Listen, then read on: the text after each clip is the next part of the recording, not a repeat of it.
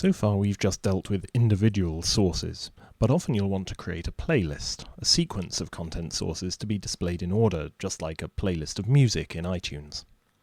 Playlists are also sometimes called slideshows or albums, and you create and manage them here in the content management screen.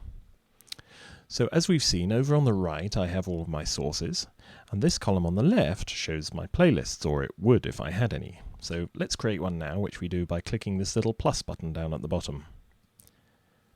And I can give it a name, Sales Slides, for example. And it's now appeared here. It's worth also noting at this point that a playlist is itself a source, and so it also appears in the list of all sources. So this is all of my sources. If I click on here, I can see which sources are in this playlist. None so far, so we'll go back to all sources and we'll pick a couple. Let's take the sales presentation and drag that into here. And we'll take the, the architecture diagram and drag that in as well. So now if I go to sales slides, we can see they're in here, and we can see that they each have a duration. 30 seconds is the default. If I double click on this, I can change it, maybe make it 20 seconds. If you want to set them for all of your sources, you can click several of them by holding down Command on the Mac or Control on Windows, and click Edit down here. And here we can put in 1 minute, for example. And we'll see they've both changed. We're looking at the list view at the moment, where you can see the durations, because that's handy, but we can also view them in icon view here, and we can reorder things in the playlist simply by dragging and dropping them. If you hover over these icons, you can see the duration. Now,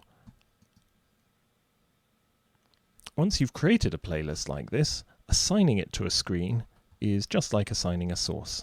So if I go to Content Assignment, here's my playlist called Sales Slides. I can narrow down if I only want to see my playlists. There we go.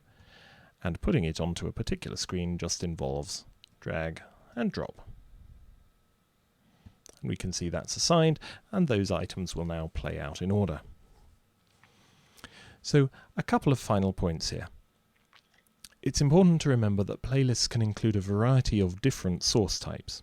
You can intersperse your company's PowerPoint slides with an RSS feed of the CEO's blog, or a webcam view of the reception area, for example. And there's another thing you might have noticed. The icons in a playlist are grayed out versions of the originals. Let me show you what I mean here. We have the PDF and the PowerPoint icon here. If we go to Sales Slides, we can see they're grayed out. And this is just a visual reminder that these are really references to a source. They're entries which say that this source is in this playlist for a particular amount of time. And that's slightly different from the icon for the source itself, which you can find up here. Often you can think of these interchangeably, but if you delete one of these gray playlist entries, all you're doing is saying, I want to remove that from the playlist. It may still exist in other playlists. If you delete something from all sources, you'll actually delete the source itself. It will vanish from CODA and, of course, be removed from any playlist that it exists in.